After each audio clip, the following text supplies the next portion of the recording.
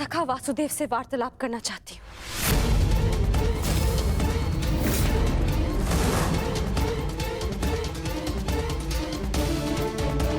क्या हुआ? सखा कहाँ है? वो हस्तिनापुर के लिए प्रस्थान कर रहे हैं। परंतु क्यों? परंतु क्यों? पांडवों की ओर से शांति दूत बनकर।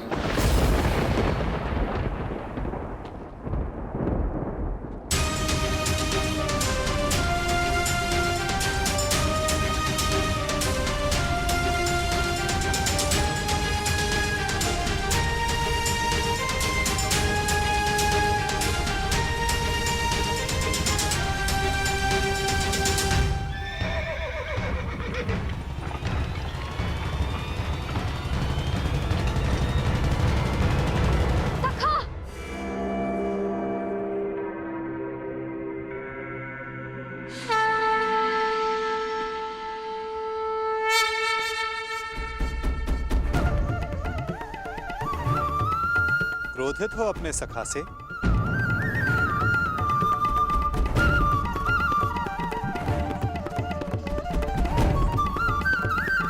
हो अपने सखा से?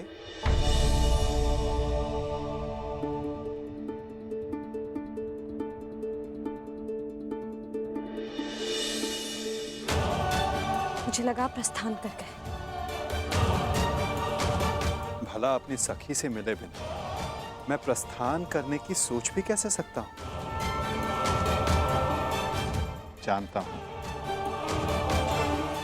तुम्हारे मन में बहुत प्रश्न तुम्हें व्याकुल कर रहे हैं। जो कुछ भी तुम्हारे हृदय में है कह सकते हो। मैं वचन देता हूं तुम्हारे हर प्रश्न का उत्तर देगा ये सखा। ठीक है, तो बताइए कहाँ जा रहे थे आप? हस्तिनापुर, पांडवों के शांति दूत बनकर? अपनी सखी का अपमान भूल गए आप सखा। अपमान करने वालों के समक्ष संधि का प्रस्ताव लेकर जा रहे हैं आप। मुझे आपसे ये आशा नहीं थी सखा। आप उन दोषियों से गले मिलने को तत्पर हो गए जिन्होंने मेरे। क्या यही आपका न्याय है सखा कि आप मेरा मत जाने बिना ही जा रहे थे?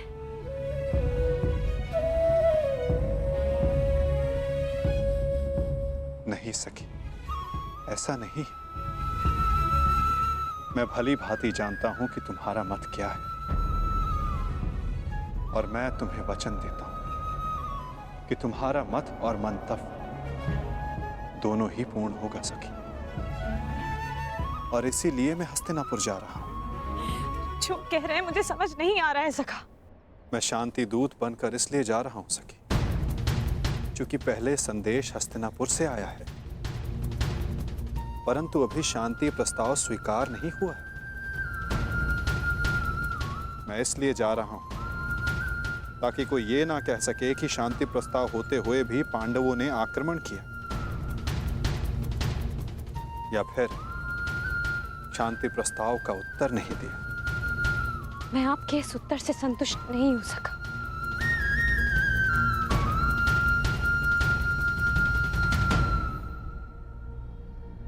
सखी,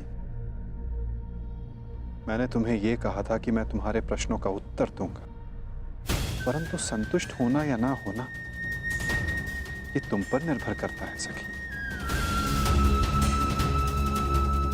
अब मुझे हस्तिनापुर जाने की आज्ञा दो।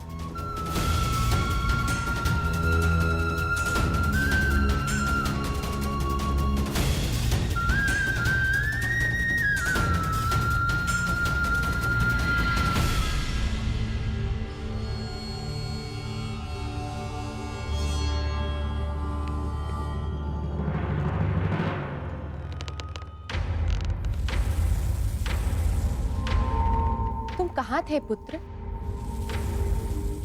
द्वारका। परंतु क्यों? मैं पहले ही बता चुका हूं कि मैं इस युद्ध में भाग ले रहा हूं, और उसी पक्ष से लड़ने वाला हूं जिस पक्ष से मेरा मित्र साम लड़ने वाला है। साम युवराज दुर्योधन के पक्ष में है। और इसीलिए मैं भी वही हूं। आप मौन क्यों है? समझाइए, इसे रोकिए। अपने पति को अपने आराध्य वासुदेव के विरुद्ध खड़ा देखना क्या कम था, जो अब मेरा पुत्र भी उनके विरुद्ध खड़ा होगा? नहीं, मैं तुम्हें इस युद्ध में भाग नहीं लेने दूंगी। कुछ नहीं होने दूंगी तुम्हें। आप इसे रोकिए, समझाइए। श्री कृष्ण के विरुद्ध युद्ध में खड़े होने का अर्थ है केवल सर्वनाश। और ये अपने पिता की आज्ञा के विरुद्ध जाकर इस युद्ध में भाग नहीं ले सकता है।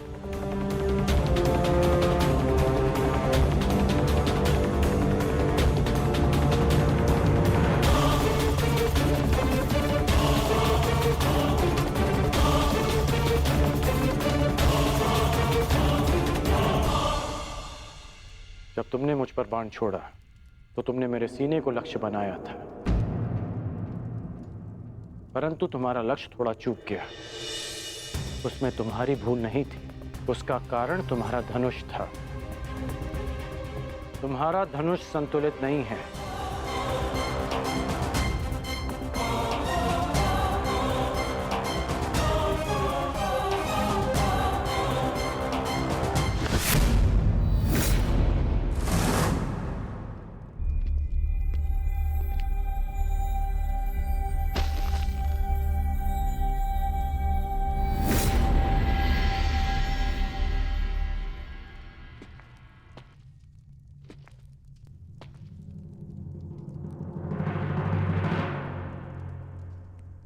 ये बिल्कुल संतुलित धनुष है। इसे मैंने अपने हाथों से बनाया है, जो तुम्हें इसी का प्रयोग करना है। लक्ष्य कभी नहीं चूकेगा।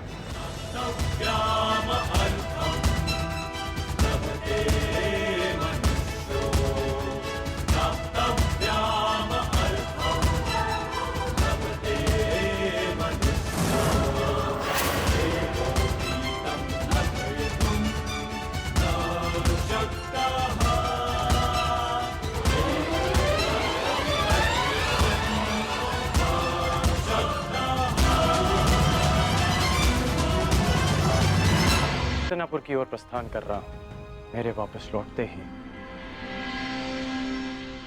तुम्हारा प्रशिक्षण प्रारंभ हो जाएगा।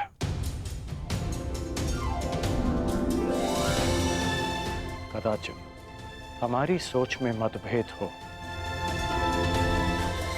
परंतु हमारे पक्ष में कोई मतभेद नहीं। सुना है कि वासुदेव शांति दूत बनकर हस्तिनापुर आ रहे हैं, तो हो सकता है कि ये युद्ध टल जाए। नहीं, युद्ध होना निश्चित है। हाँ, वासुदेव स्वयं आ रहे हैं तो अवश्य कोई बात होगी।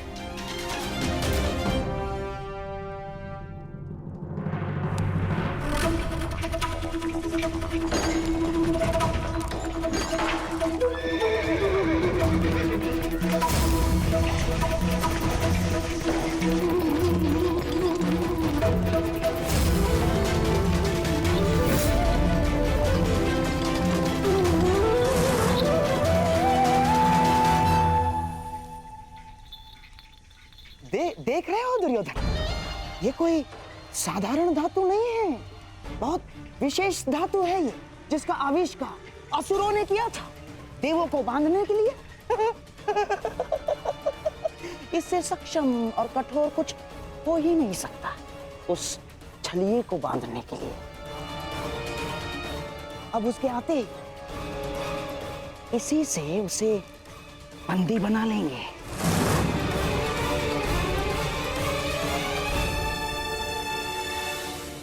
बहुत अच्छे मामाश्री, सबसे कठोर धातु की श्रृंखला। हाँ?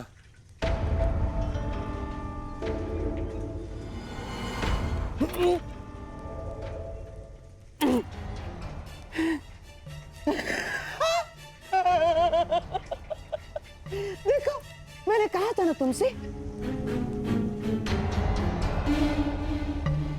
परंतु मैं ये देखना चाहता हूं कि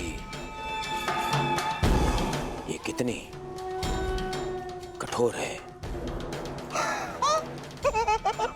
तो कर लो प्रयास। दासों, मामाश्री को इसमें बांध दो। ये क्या कह रहे हो तुम?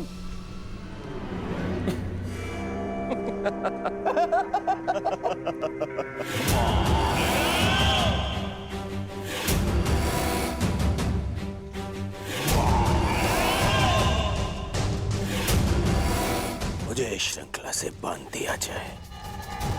बांधो! अरे बांधो बांधो।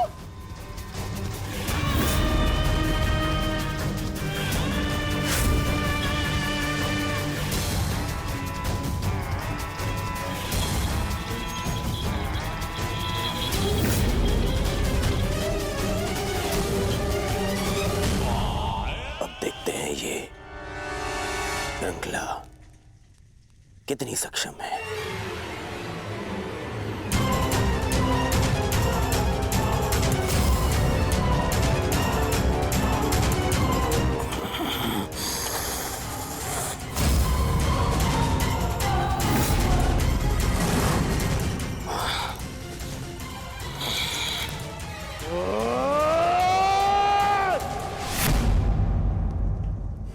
अद्भुत, निसंदेह ये अद्भुत है। अब हुआ पूर्ण प्रबंध उस वासुदेव के स्वागत का।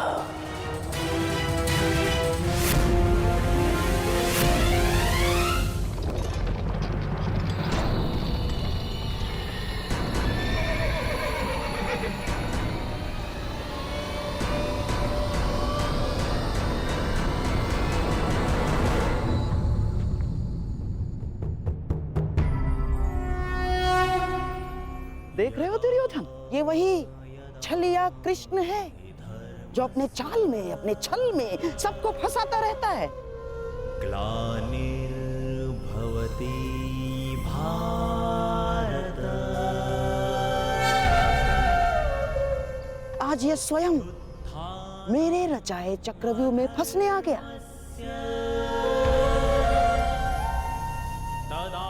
इसे ज्ञात नहीं है कि आज ये इस प्रासाद से बाहर निकल ही नहीं पाएगा।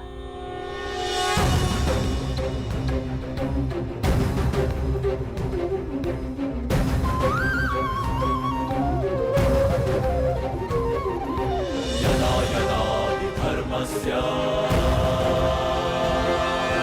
ग्लानिर्भवति भारत। अभ्युत्थानमधर्मस्य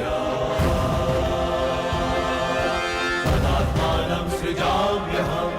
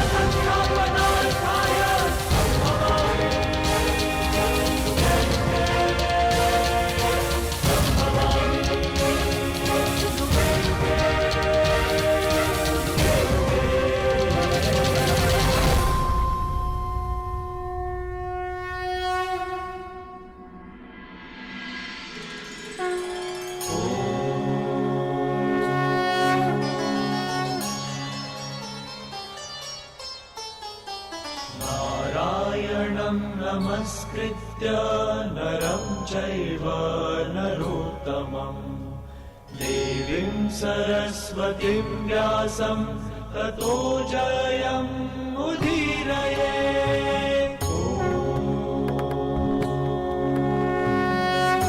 प्रणिपात हस्तिनापुर नरेश।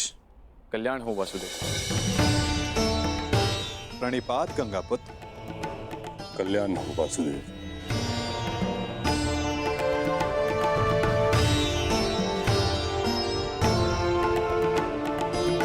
प्रणिपात समधि श्री। स्वास्थ्य। प्रणिपात गांधार नरेश। प्रणिपात मुरली मनोहर, आपका स्वागत है हस्तिनापुर में। प्रणिपात वासुदेव, मैं समस्त हस्तिनापुर की ओर से आपका आभारी हूं कि आपने शांति प्रस्ताव को एक अवसर दिया और हस्तिनापुर आए। अवसर तो धर्मराज ने दिया है महात्मा विदुर, अपने बड़ों के प्रस्ताव को आदर देकर।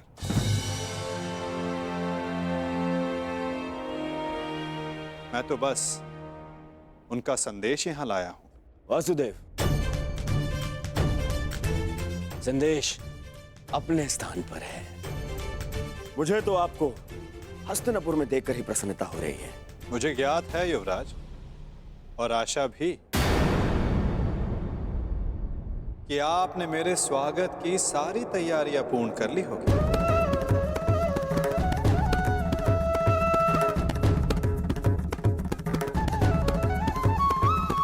कि आपने मेरे स्वागत की सारी तैयारियां पूर्ण कर ली होगी। अवश्य। आप मेरे समधी जो हैं। चलिए, आइए मेरे कक्ष में चलते हैं। मेरे कक्ष में चल के आदर सत्कार ग्रहण कीजिए। आपके मुख से ऐसे वचन सुनकर संतोष हुआ युवराज, और अधिक प्रसन्नता इस बात की हुई है कि आपने मुझे शांति दूत के रूप में स्वीकार किया। ये शांति प्रस्ताव के बारे में हम कल बात करेंगे। आप यात्रा से आए हैं, विश्राम करें, थकान दूर करें। आइए। क्यों नहीं युवराज, अवश्य।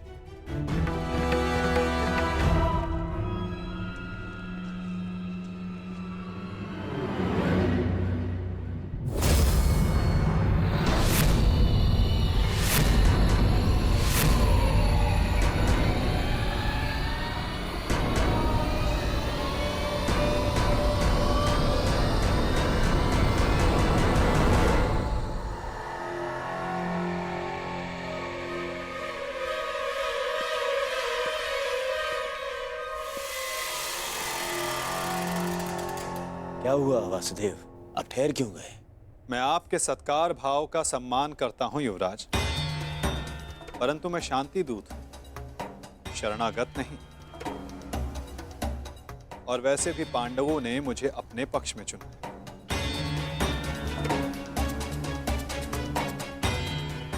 और नीति अनुसार एक दूत आतिथ्य तब तक ग्रहण नहीं कर सकता जब तक उसका कार्य पूर्ण ना हो जाए। इसलिए क्षमा कीजिएगा मुझे, मैं आपका सत्कार ग्रहण नहीं कर सकता।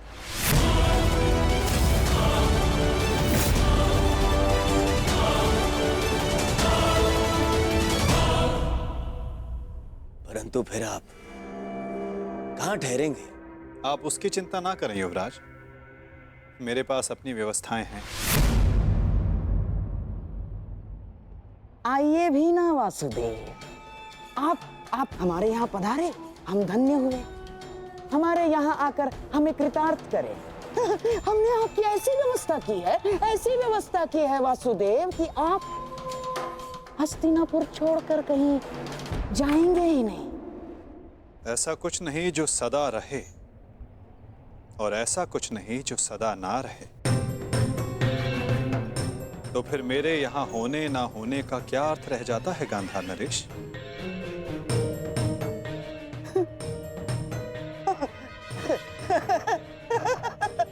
वासुदेव, आपके कहने का तात्पर्य कुछ पकड़ में नहीं आया। यदि सागर में अपना हाथ डालोगे तो ऐसा अनुभव होगा कि संपूर्ण सागर तुम्हारा है गांधार राज।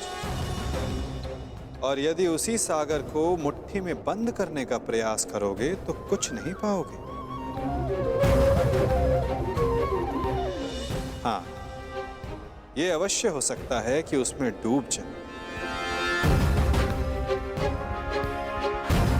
प्रणिपात।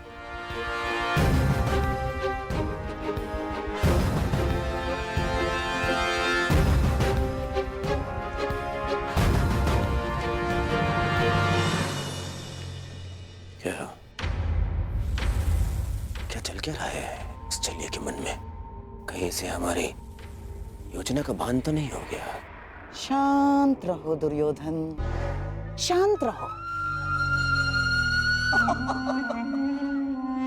आज नहीं आया तो क्या हुआ? कल तो इसे सभा में आना ही होगा और ये आएगा। क्यों? शांति दूत है, इसे अवश्य आना होगा और फिर हमारी योजना सफल। वासुदेव, आपका आतिथ्य बनने का सौभाग्य मिला, मेरे लिए सम्मान की बात है। आशा करता हूं ज्येष्ठ पांडु पुत्रों की ओर से कोई सकारात्मक संदेश लाए होंगे।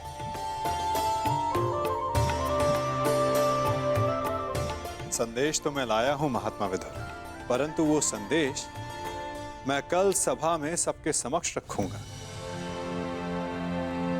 प्रणिपात माधव, मेरा सौभाग्य है कि आज मेरे आराध्य मेरे घर पधारे हैं। सेवक, प्रभु के लिए भोजन लेकर आओ।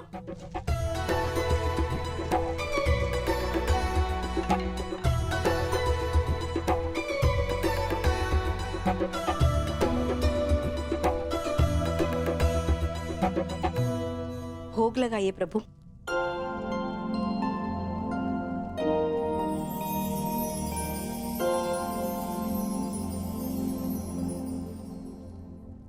मेरा प्रिय मिष्ठान नहीं दिखाई दे रहा।